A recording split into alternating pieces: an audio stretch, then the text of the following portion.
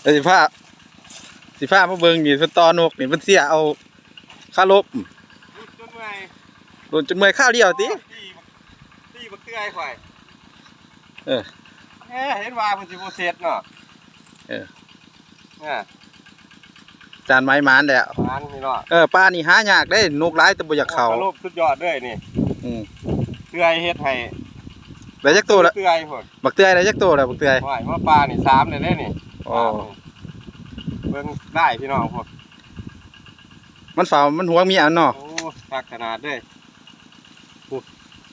ได้นกเขาใหญ่มูแดงกัดมาจ้าพุ่นได้คือพี่ดึกค่ะแตกงามแตกมูแดงพุ่น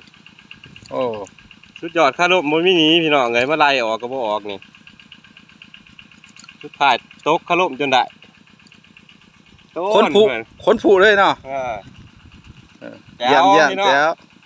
อยู่ไสนี่อยู่ต้นลูกกล้องปงพางเอาพี่น้องเลยมานบักล้องกล้องนี่สิตั้งชื่อให้ว่าบักล้องกล้องอยู่ไรอยู่ไสมันตั้งชื่ออยู่หันนั่นบ่บางก่อนอยู่สันเขื่อนบ่สันเขื่อนบักมอเตอร์แล้วก็ไอ้เบิ้มฝากติดตามด้วยพี่น้องกดได้กดแชร์จะสิได้มี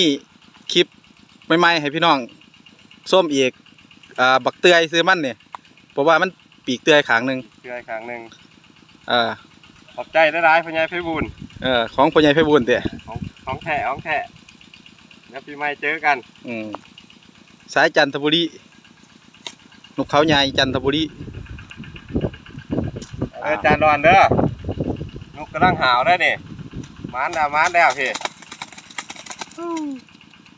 เอาไปเก็บก่อนวันนี้พูดเมียสิหายนะพูดยาพูดเดียวอยู่พูด